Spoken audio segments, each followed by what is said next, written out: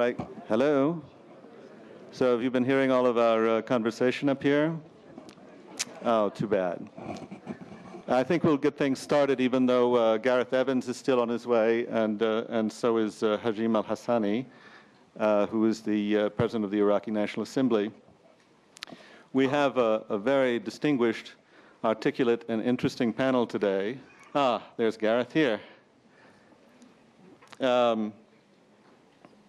To talk about Islam's challenge to eradicate extremism.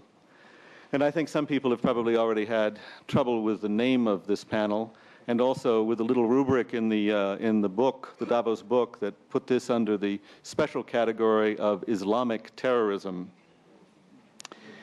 I'm not sure that anybody on this panel would agree with the concept of a special sort of Islamic terrorism, but the people that we have here today are Imam Faisal Abdul Rauf, who is the founder and chairman of the Cordoba initiative and a great bridge builder in the United States and elsewhere between Muslims and people of other faiths. We have Abdullah Abdullah, who's the Minister of Foreign Affairs of Afghanistan, and I'm sure is well known to many of you already. We will have Hajim Alhasani, who, as I said, is the president of the Iraqi National Assembly. Gareth Evans, who's the president of the International Crisis Group, who will be challenging some of our statements and assumptions up here. His Royal Highness Prince Turki Faisal, who, among many other things, is now the ambassador to Washington for Saudi Arabia. Iqbal Sacranie, who's the Secretary General of the Muslim Council of Britain. And me, Christopher Dickey. I'm with Newsweek magazine, and I'm not supposed to express a lot of my own opinions, but probably will in the course of this discussion. This is going to be a very informal session, I hope. There are no opening remarks as such. We will, I hope, get a kind of a dialogue going here on stage, and then open things up fairly quickly to the audience. And I'm sure there will be a lot of comments and questions from the audience. I would hope that people in the audience would actually make brief comments and make brief questions and not extended statements from the floor, because then I have to get very unpleasant and everybody feels bad about the whole thing. But I really am not going to let people go on for 3, 4, 10, 15 minutes telling us what they think from the floor. Please do engage the panel rather than just making statements on your own. So, with that as our point of departure, I'd like to start with Abdullah Abdullah, the Foreign Minister of Afghanistan, and ask you if you think Islam does have a special problem with extremism. Obviously, in Afghanistan, you had the whole issue of the Taliban, the existence of the Taliban. It was a long, difficult fight that eventually required outside assistance to get rid of the Taliban. Is that about Islam, or is that about Afghanistan? Is it about extremism, or are there other issues that came to play? No, I think it is about extremism, and it's not a specific characteristic in Islam. It's extremism altogether. For example, if you take Afghanistan, absolute majority of Afghans are Muslims, and they have been Muslims for centuries. It was tolerant Muslims who lived at peace within themselves and with the others. Yes, of course, in the course of our history, we were invaded, we were colonized, we had to fight. Afghanistan was occupied later on by the Soviet Union, we had to resist. But absolute majority of Afghans were moderate, peaceful, tolerant Muslims, while then, as a result of the jihad in Afghanistan and the events surrounding Afghanistan, a tiny group of people acted against the interest of Afghanistan and Muslims in Afghanistan to begin with. And they gave so many bad names to Muslims because their events, if you look at it, there is that extremism, and then there is Islamophobia, which is another sad reality. So they give a lot of ammunition to those who wanted to target Islam under what Taliban have been doing, or to the innocent people around the world that they didn't have a deep perception or understanding of Islam as a faith, as a religion of over 1 billion people. So it's nothing to do with Islam itself. It's a phenomena utilized by a tiny group of people. And then we suffered before September 11th in Afghanistan. It was in Afghanistan where thousands of people were massacred by these terrorist and extremist elements, Muslims in Afghanistan. I mentioned at least 13th century. For 13th century, Afghans have been Muslims. Buddha statues were there, but it was only during that reign of extremism that it was targeted. So I don't agree with the, of course, with the title earlier, Islamic terrorism. I'm absolutely against it. As a Muslim, born Muslim and practicing Muslim, I cannot agree with such titles. But when it comes to the phenomena itself, it is extremism, and you have extremism all over the world. Thank you very much. Your Highness, Prince Turki, you were educated by the Jesuits at Georgetown University. Does it show? Actually, sometimes it does. And you are part of the royal family of Saudi Arabia. Your father was the king of Saudi Arabia. And Saudi Arabia is often blamed by many people in the rest of the world for promoting a very extremist kind of Islam that people try to relate to terrorism. How do you answer those kinds of accusations? And please don't be Jesuitical about it. We Muslims have to recognize that particularly in today's world, most of the violent acts undertaken by terrorists are undertaken by those who claim to be Muslims and by those who claim to be protecting or advancing the cause or in one way or another safeguarding Muslim interests. And it is from that perspective, I think, that Saudi Arabia has undertaken a program of de-Islamizing, if you like, the terrorism that has taken place in the last few years. And that is by taking on and head on the ideological outlook of these people and explaining and engaging and in many cases following security and police work to arrest or to remove from the scene or to prevent terrorist acts. So it is a big problem for all of us Muslims, and we have to deal with it in a global way. These terrorists have been using Islam as a means of not only recruiting support, whether financial or otherwise, but also in trying to show themselves as the spokesman for and the vanguard, if you like, for an Islamic ummah that is, from their interpretation,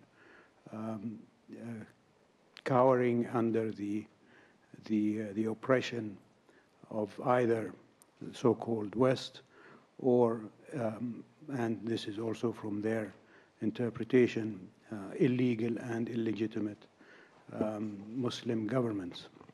So their battle is against us all, and we have to combat them as in a comprehensive and global way as they combat us. And it is from that, as I said, perspective that the kingdom is dealing with this issue. There are those, correctly as you say, who accuse Saudi Arabia of having, if you like, initiated or promoted or in some way or another is to blame for these people. I would remind these people that the Saudi Arabia, if you like, when it comes to the particular cult of Bin Laden, was the first victim of that cult and not its promoter. The ideology of Bin Laden and his cult coalesced and was invented and promoted, if I may refer to what my colleague, the Minister Abdullah Abdullah said, on the hills of Afghanistan and not the deserts of Saudi Arabia. And this was a combination of ideas and so on that came from various parts of the world, including, if I may say, from a place like London, where the hospitality given by the British government to a few individuals who promoted this kind of hateful ideology emanating out of London spread wide among practitioners of this idea, not just in the Arab world, but throughout the Muslim world. So it is a comprehensive issue, and I think blaming one country or one individual or a group of countries, or as the minister said, blaming Islam for it, I think is not only unfair, but it is mistaken. Thank you very much, Your Highness. Faisal, you live in the United States. Yes. We are looking now at a world in which there are more and more Muslims living in the West, as we say. Iqbal is based in Britain. We're very public relations conscious in the United States. A lot of what we say or think or imagine about Islam is based on publicity, newspaper articles, casual but rare encounters with Muslims. Do you see a major PR problem here for Islam with extremism, and how much do you think that that is self-inflicted? We do. You're very correct, Chris. This is a major issue and a major problem. In fact, a major part of our work at the Cordoba Initiative is to help people understand how perceptions are created, both in the West and in the Muslim world. The perceptions that amplify not only the language of extremism, but also that leads to acts done in that fashion. For instance, the very use of the language Islamic terrorism or Islamic terrorists was something which for a very long time caused the Muslim community deep pain. But the use of such language that created links in the reader's mind between religion of Islam and terrorism did a lot to not only create hostility in the Muslim world, but also create the reality. In fact, the very language of clash of civilizations, for instance, actually contributed to the actual clash itself. A year and a half ago, I was in Australia. A young Muslim man presented me a booklet, 2 booklets, published in Britain, called The Inevitability of the Clash of Civilizations. And the basic theme, quoting Quran and Hadith, I'm paraphrasing here, the West is out to get us, so before they get us for lunch, let's have them for breakfast. And the same thing Which happens. hadith is that from? Well, I mean, prepare for those who are against you, and so absolutely. on and so forth, which is a very easy thing. Again, the article that appeared, for example, in the Global Agenda magazine calling on boycott of Israel, which distressed a lot of our attendees here, conveys a message that really sets back our efforts and the efforts of many of us, including the Council of 100 of World Economic Forum, who are working very hard to heal this growing divide between the Islamic world and the West and other faith traditions. So therefore, we have always been urging that if we are going to achieve a reconciliation between the West and Islamic world, we have to restrain ourselves from using condemnatory language, because the language of confrontation, condemnation doesn't go that far. Now, having said this, I'd like to say a comment, Chris, about the definition of terrorism. The military historian, the American military historian Caleb Carr, in his excellent book called The Lessons of Terror, defines terrorism as the targeting of civilian non-combatants in order to achieve specific political objectives. And he points out that every country in the world has done this from the time of the Romans. And in fact, he, segueing very quickly, Robert McNamara, in his documentary, The Fog of War, talks about his own participation during World War II as part of a machinery that firebombed over 60 Japanese cities before the atom bomb of Hiroshima and Nagasaki, which really was doing the same, having the same objective, and admitting that, and quoting General Curtis LeMay, saying that had the United States lost the war, they would have been tried as war criminals.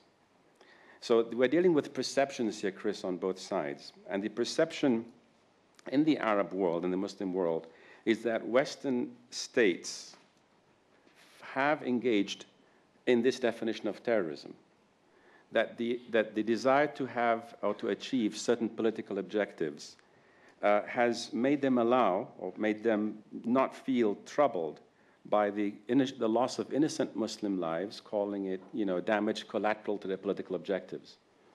For example, the statement by Madeleine Albright, which she has officially apologized for when she was asked about the loss of 1 million lives because as a result of the US-led sanctions against Iraq, and saying that it was, tantamount. It was an unfortunate but necessary part of what had to happen.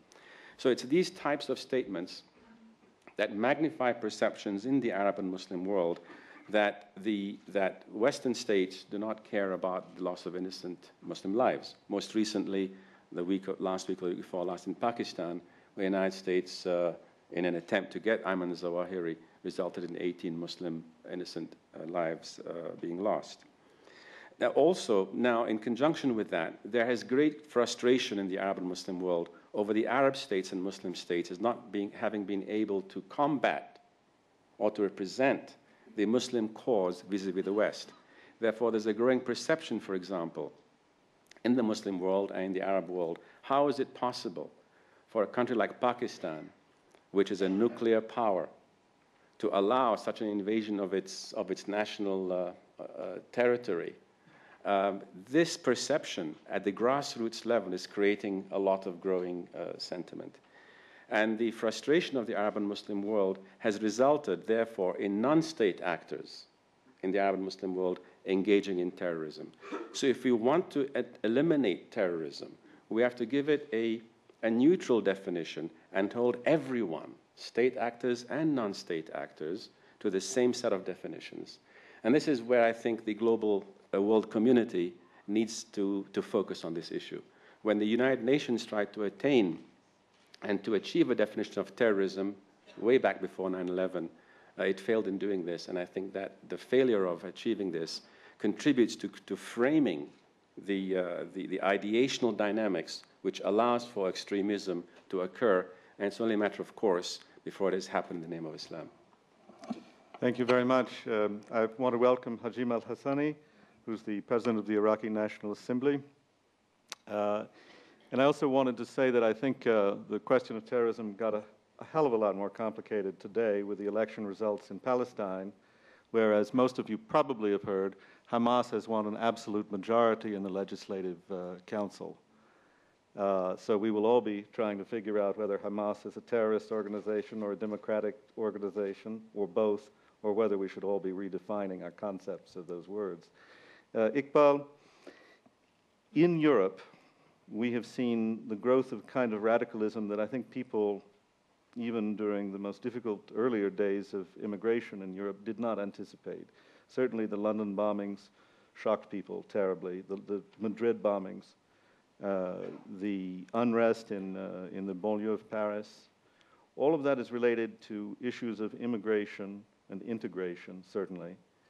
But the violence in the London bombings and in Madrid was claimed by people in the name of Islam. Where do you see the essential problems in terms of European Muslims? Are they problems of integration? Are they problems of Islam? Or are those inseparable problems? I think the main issue is to really make it very clear at the outset that Islam is not a problem.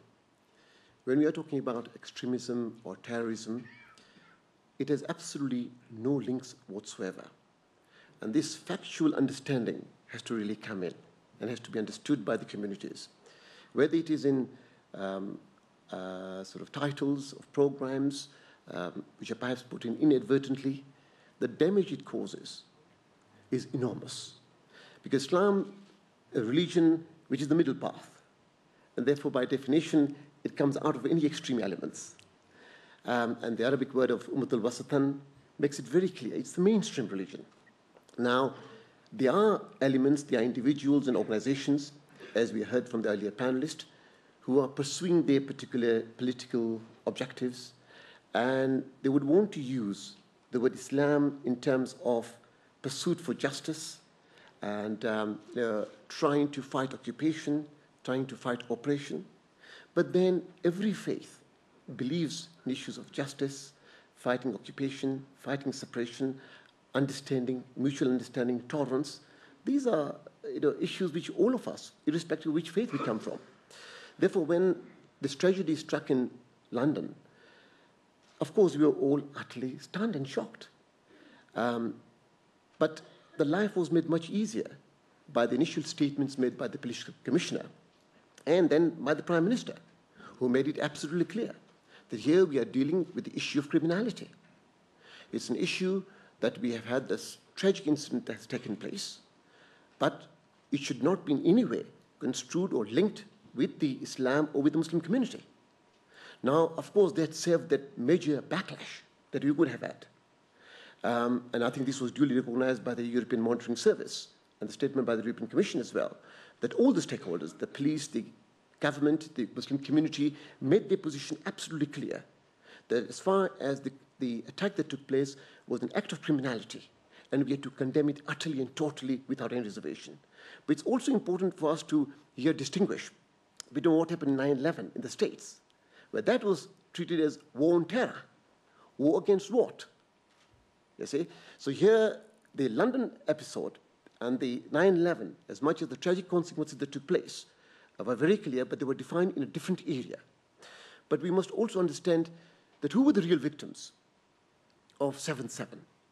Yes, the few hundred people that died in London, the families who suffered the loss of their innocent loved ones.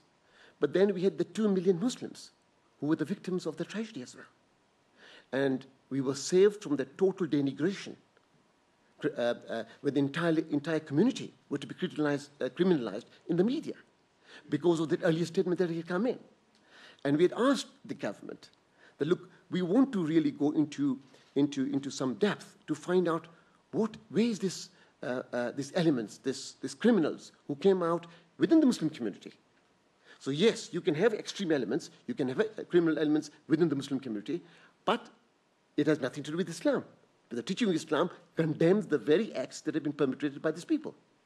And therefore we felt that it was important for the government to establish an independent public inquiry that would help all of us to identify and to go into some detail as to what motivated these elements, where was this linkage coming from, where were they connected, that enabled them to carry out this criminal act. But sadly, the government has not agreed to that. But we will be concerned because I think we want to prevent future tragedies. And unless we know the background of it, we will not be able to stop that in future. President Alhasani,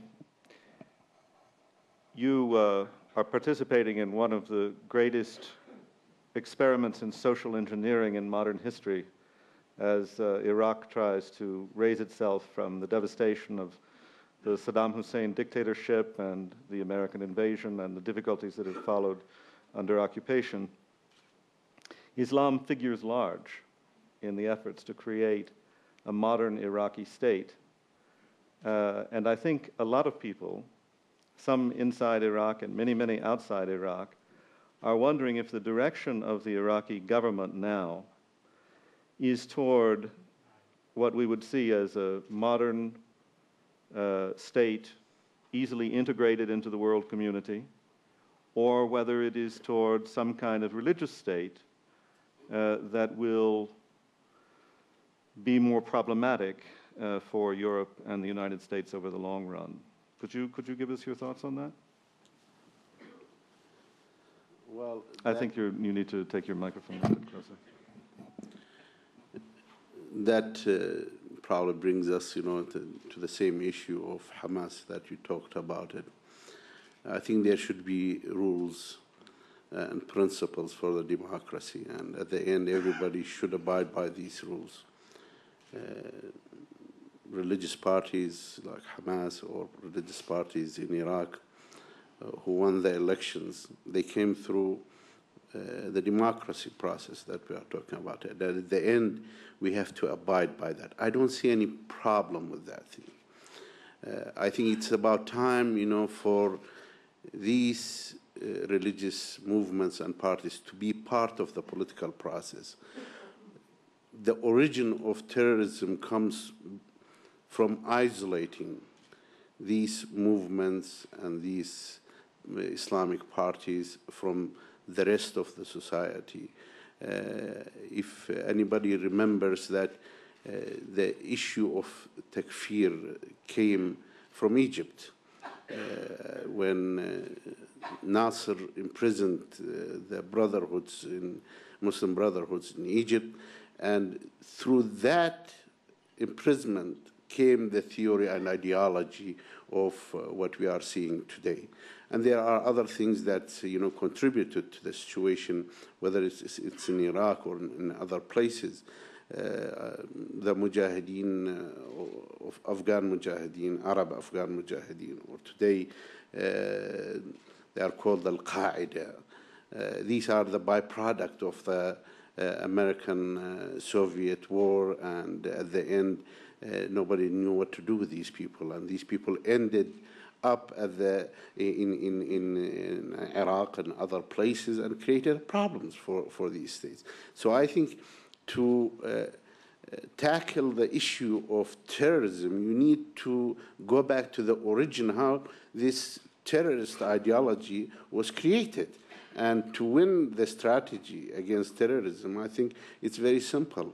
I call it win strategy. You need to win the good people, get them to be part of the political process, and let them prove themselves within the democracy if we're going to be capable to rule and be part of partnership with the others in the government. And that's what we are trying to do in Iraq, for example.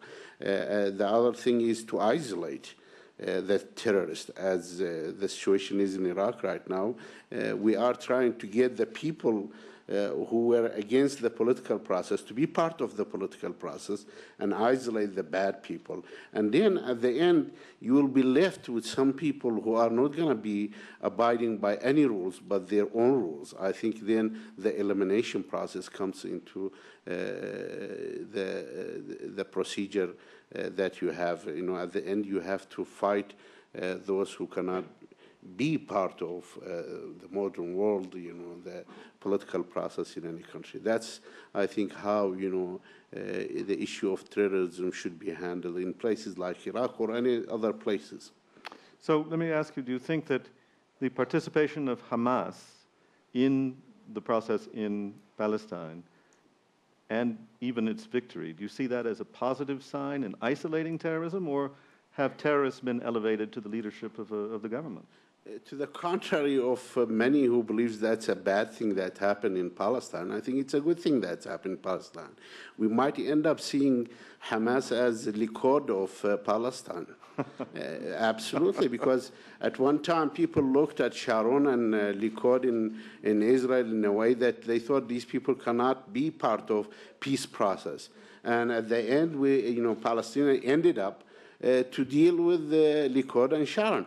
At certain time, people called Fatah and Manazama Tahrir Palestinian Liberation Organization, they call them a terrorist organization.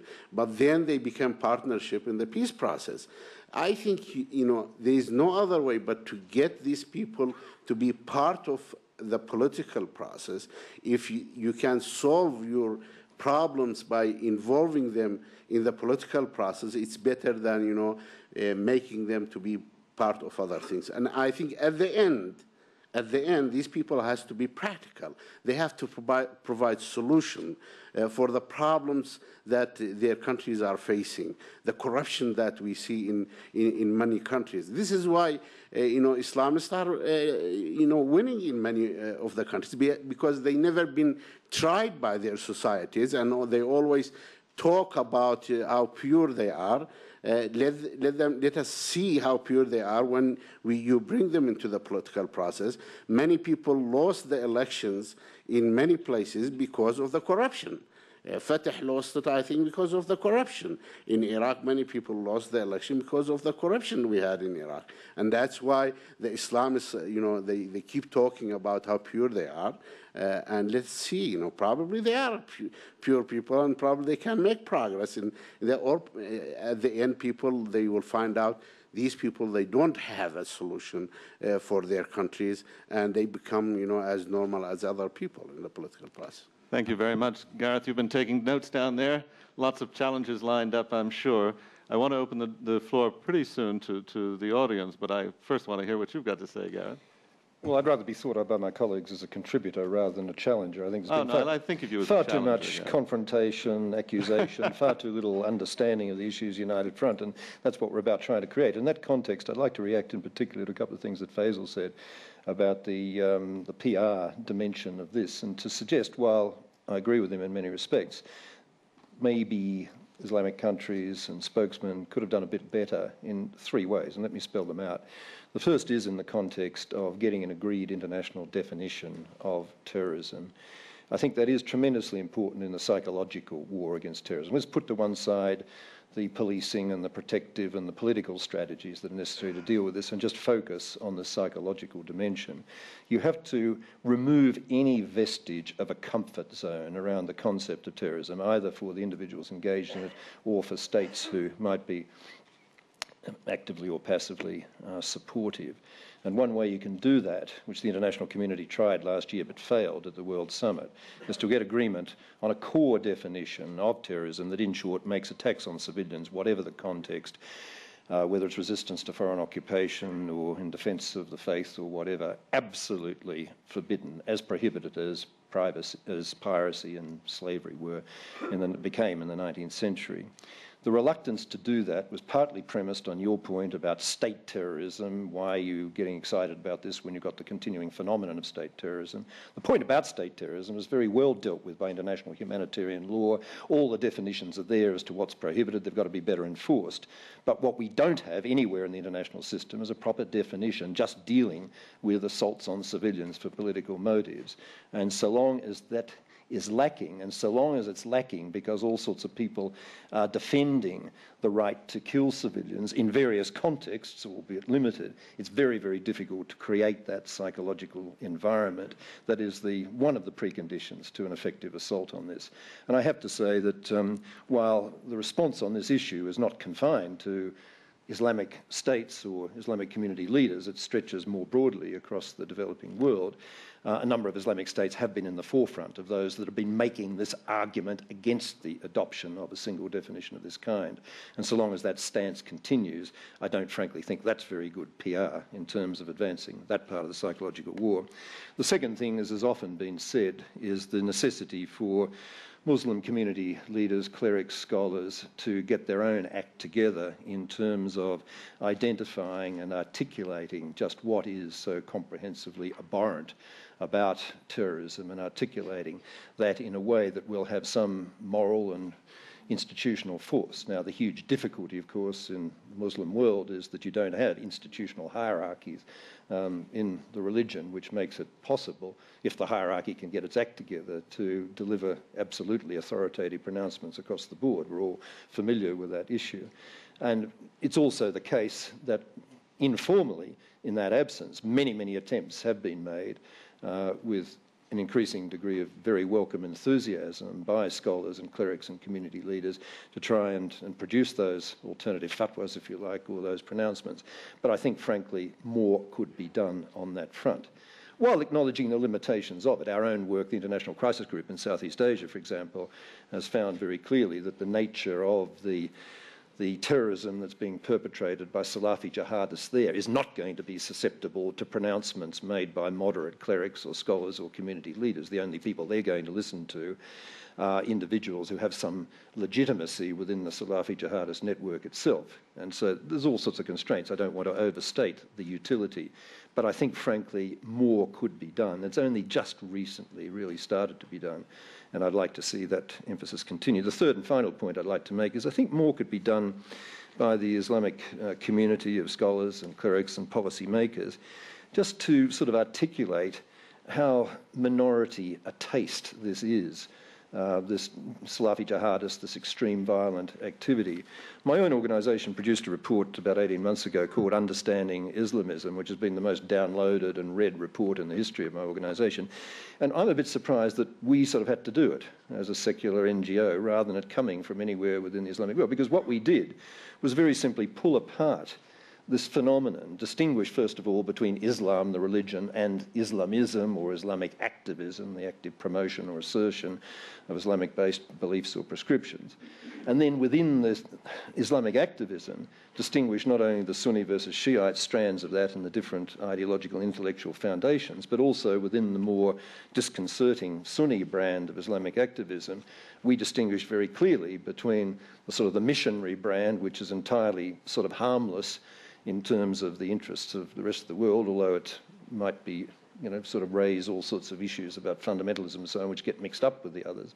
But the purely missionary brand, that is purely an in-house debate within the Islamic community, to be distinguished in turn from the sort of the democratic political brands of Islamic activism, which don't have any sort of violence at their heart or core at all, but which are the heart and soul of many of the Islamic political movements that we're seeing emerge around the Middle East. And then finally, as a very, very small subset, a tiny subset of Islamic activism, those of a jihadist temperament, frame of mind, who turn their aspirations into violence. Now, that sort of understanding, I've been very simplistic about it, but that understanding of just how small this phenomenon is and how it does fit into the larger problem is, I think, a very important thing to get into the heads.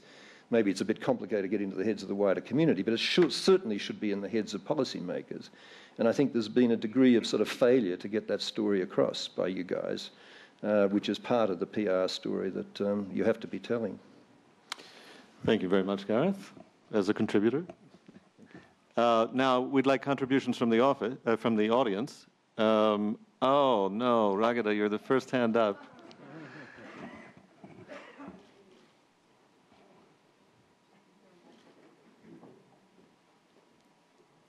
No, I was hoping I didn't see you before. Thank you.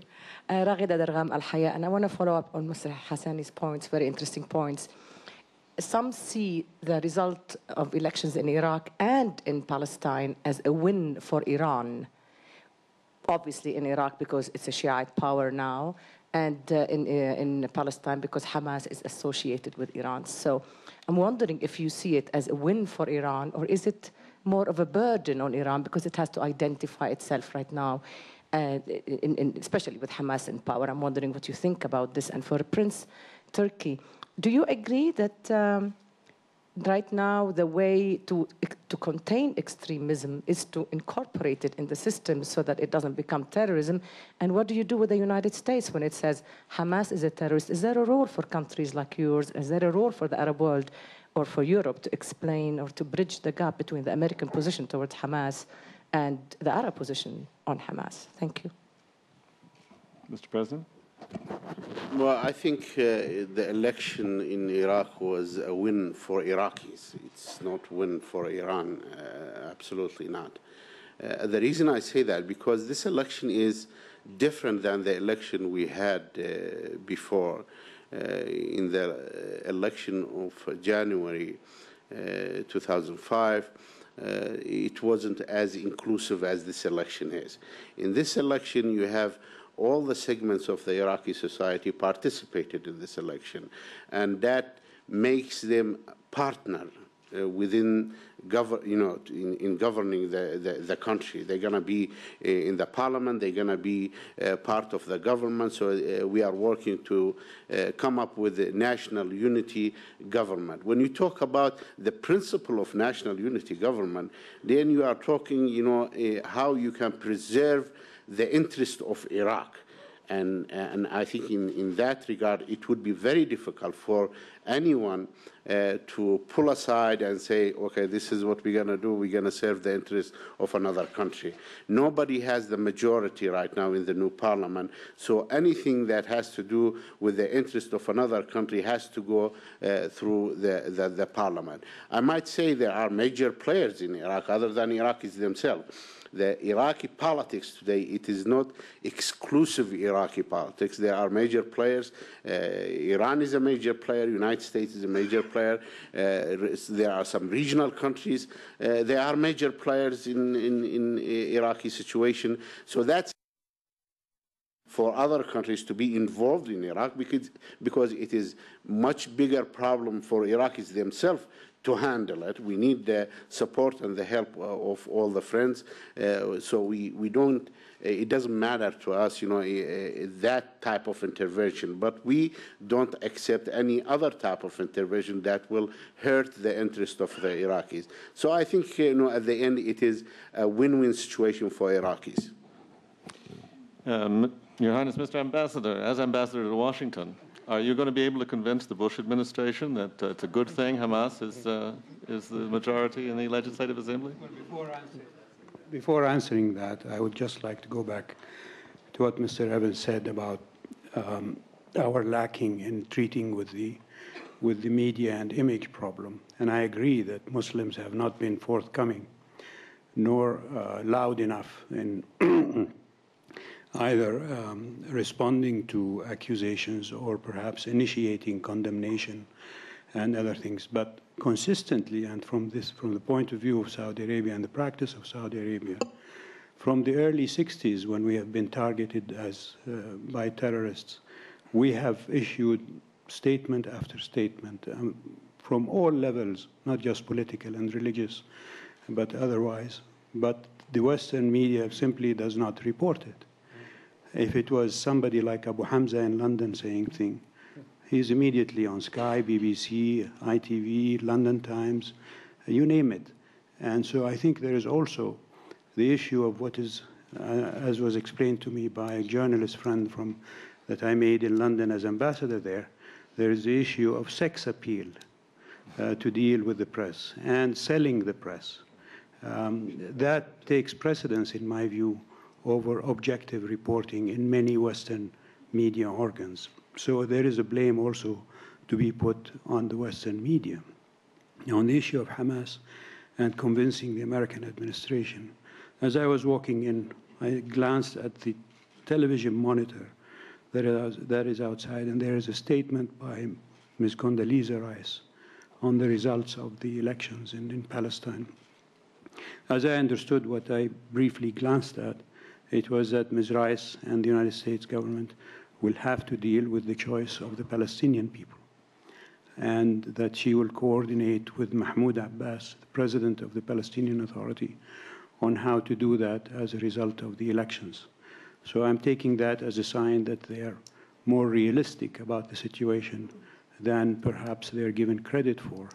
And I will refer back to what His Excellency, the President of the National Assembly in Iraq, Mr. Alhasani, said about the view of terrorism and so on, and his remark that Likud at one time was considered to be a terrorist organization.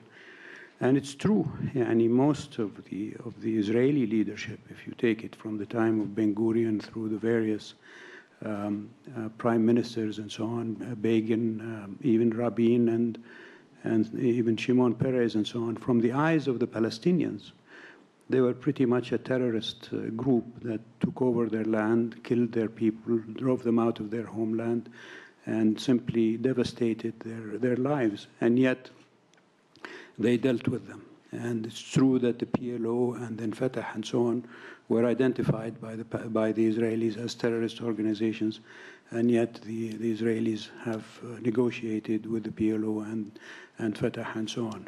So things are never static in politics, and movements come and go. Hamas, now that it's taken responsibility, will have to show that it is a responsible leader that safeguards the interests of the Palestinian people in general, and not simply their supporters on the ground. So they have to bring in those from the other factions in Palestinian society and regard them as fellow Palestinians whose rights and whose aspirations must be protected as well as their own. Thank you very much. I think, oh, I'm sorry. Yeah, I just want to say a comment both about His Highness's remark and also what Gareth pointed about psychology and the media. But also, I think we need to remember that many people around the world are governed by fear today. America is afraid of another 9/11. American Jews are afraid of another Holocaust. The governments in the Arab world are afraid of what happens if America is successful because they're calling for regime change in a number of neighboring countries. Now there's also a fear what happens if the United States pulls up very quickly because of the pressure on the US government right now, because of the coming elections this November, people calling for the withdrawal of troops, that if they withdraw troops prematurely, that Iraq may be an incubator for terrorism. These are the things that I'm hearing from different sides. There's a very strong element of fear. There was a fear in Iran when I was on a part of a US delegation there a year and a half ago about the lack of a desire by the US administration to try and have a coherent policy towards the region. So when you see and hear the language of we want regime change in Iran, we want regime change in Syria, we want regime change in Saudi Arabia, we want regime change here, fear governs people, and if people are afraid, they'll be governed by that fear. And the language of fear has just heightened, so that we see increasing things happening today. It's happening in London. It just happened in Bangladesh, the first suicide bombers in Bangladesh a few months ago. It's happening today in Holland. It's happening in Sweden. It's happening increasingly. People are afraid, Chris, and we have to address people's need to feel comfortable and safe. And I don't think we've addressed it. And in many of the ways in which we're addressing it that way, we see, or whatever has been done hasn't been working. We're not dealing with the perceptions that people have that there is a genuineness on each side. You're saying that people are afraid of Muslims who are involved with terrorism, is that, or you're saying there's a general both fear. Ways? Muslim leaders are afraid that if they come out with certain statements, they will lose their positions or they hold their communities.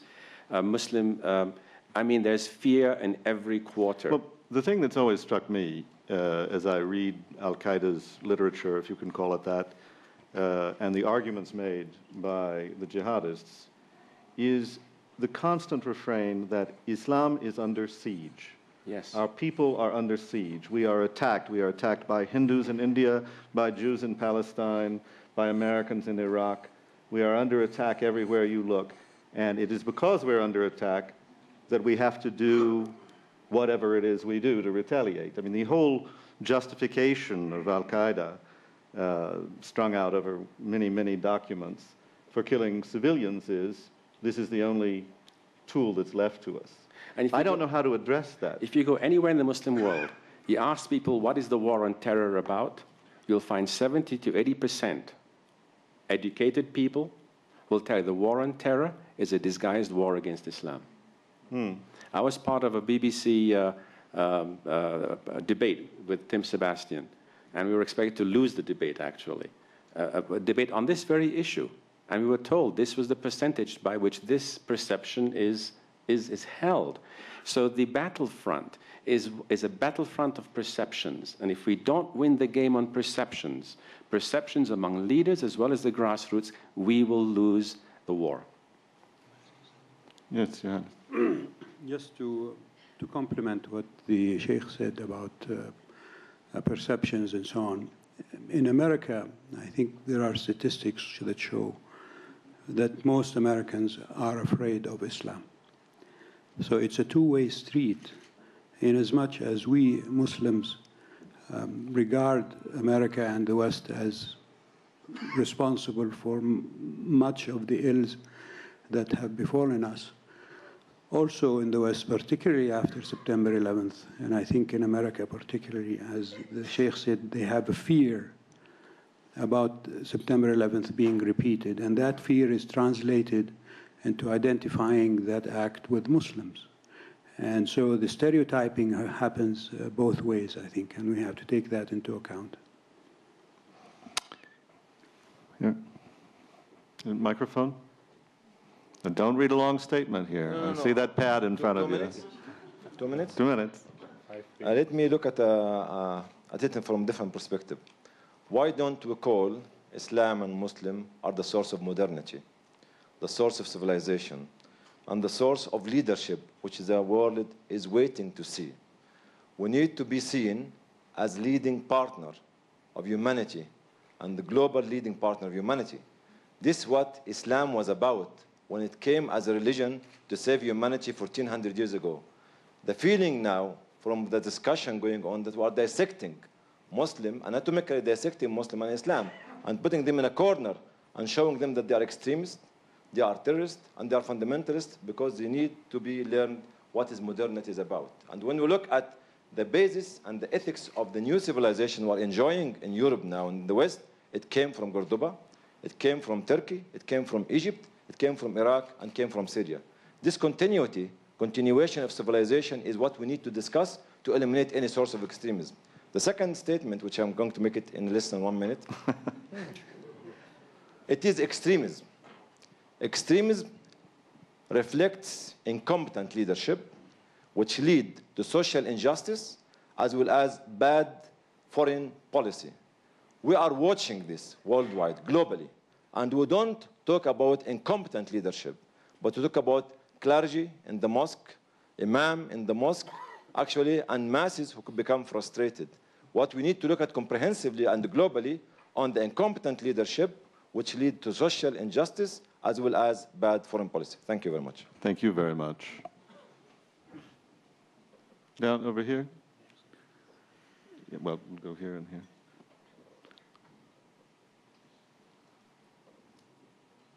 Trudy? Trudy Rubin, the Philadelphia Inquirer.